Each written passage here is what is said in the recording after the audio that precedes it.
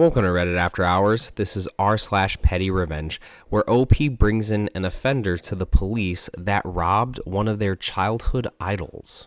Our first Reddit post comes from Pixel Hunter Diana 416, titled, "He robbed an old man and we delivered him straight to the cops."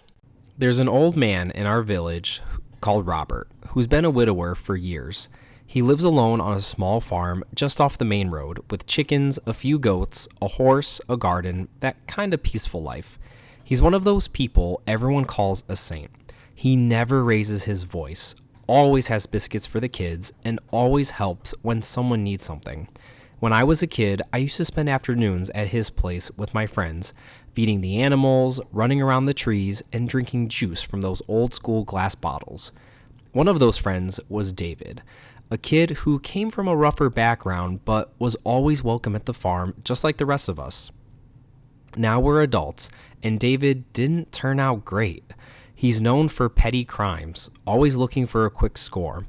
He was kicked out of his parents' house more than once, and most people had already cut ties with him, but not Robert. One night a few days ago, David knocked on Robert's door asking for a place to crash. It was cold, and he said that he had nowhere else to go. Robert always let him in. He gave him a warm bed for the night. The next morning, he went to the local market to buy some Chocapic cereal and something nice to make for breakfast for David, but when he came back, he found David rummaging through a drawer where he kept some savings. Even after being asked what David had put in his pocket, David said no and took off. And that broke something in me. Me and another friend who also grew up going to that farm tracked him down and pretended that we didn't know anything. I offered him a ride and he said yes, as we usually do here.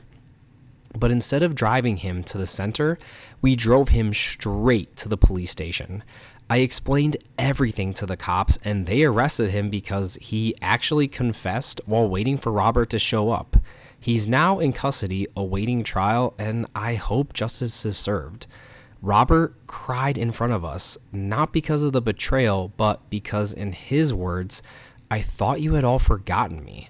And that broke my heart so badly. We had stopped visiting as we grew up, just waving instead of stopping by.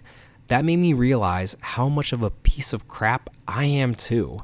So now I'm visiting him at least once a month. He may have been robbed that day, but he also got a reminder. Not all of us turned out like David. Some of us remember who raised us and who helped keep us off the streets and away from temptation when we were just kids. I protect what matters, always. Our next Reddit post comes from Special Literature 456, titled, "A call center worker was rude/racist to my coworker, so I bullied her until she quit/was fired."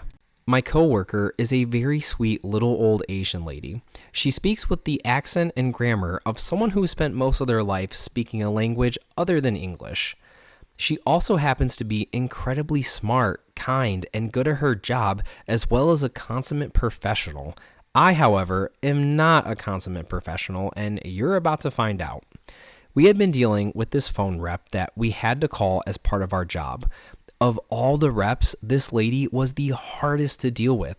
She spoke with a southern accent that was so thick it was nearly impossible to understand, even for me, and I'm a native/lifelong English speaker.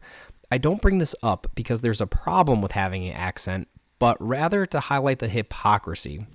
She asked a multitude of extra questions, which none of her counterparts asked, and required extra steps for us to look things up for her. She also was not the nicest. She was snarky, terse, and generally unhelpful. I complained about her a couple of times, but nothing was done about it. One day, my coworker had her on speakerphone, and I overheard the way she was talking to her, and oh boy, was I not happy. Somehow, my coworker could understand her better than I could.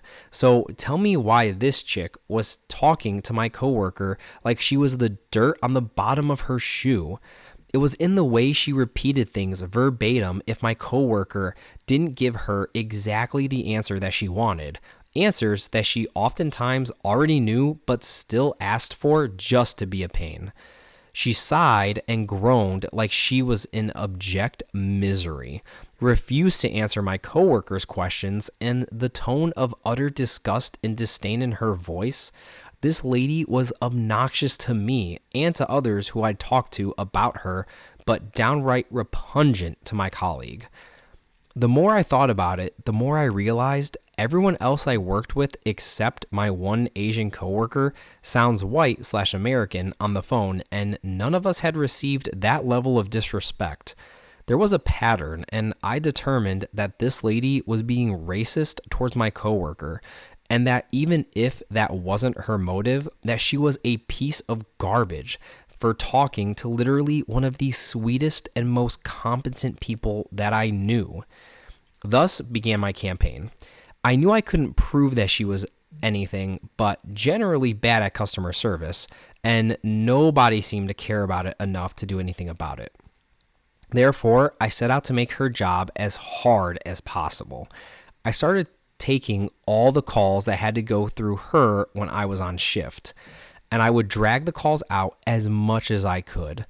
I would put her on hold, pretend I was fumbling around for information, speak over her, give her more information than she asked for, but really, really slowly.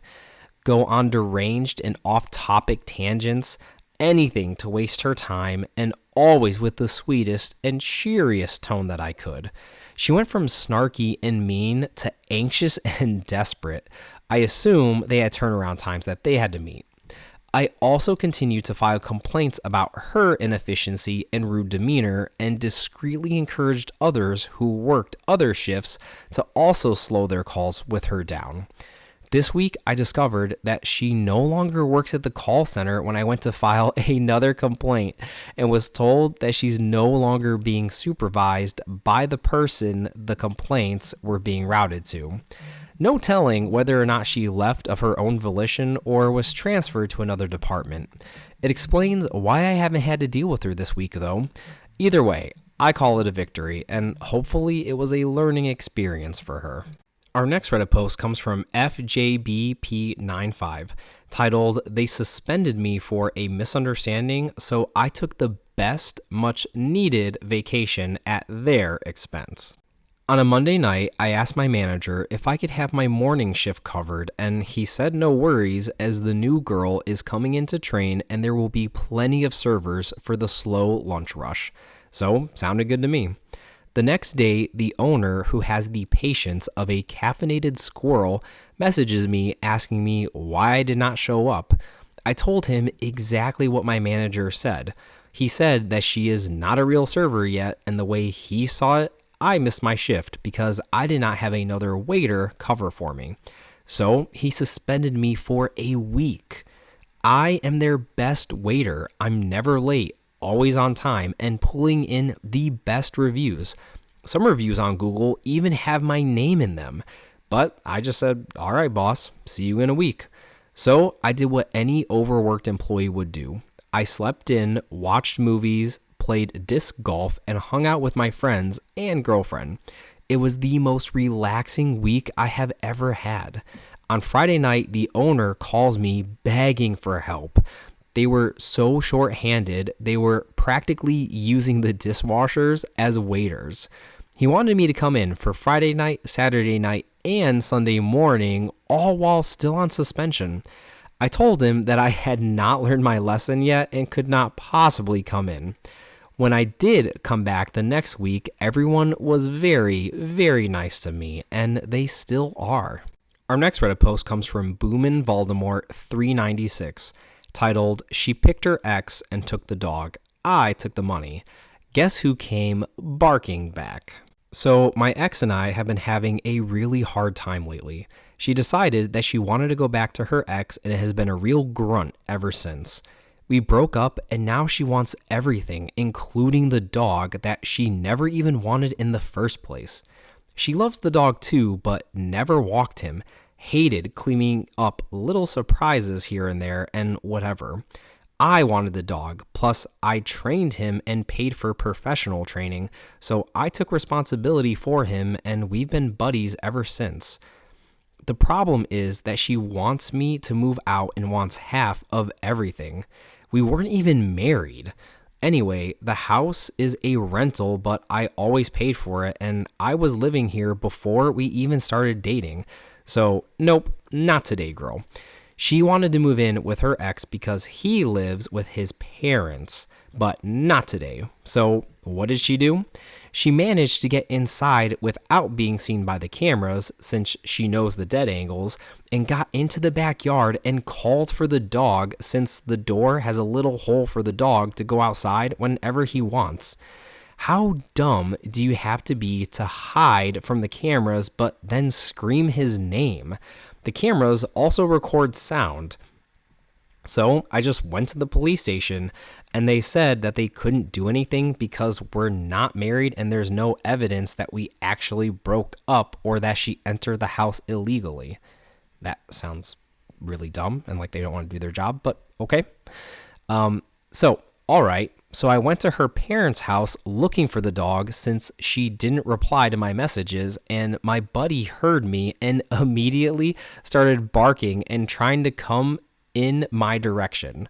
Her mom didn't want to open the door completely so he couldn't get to me, and even closed the door mid-conversation so I couldn't get the dog. No worries.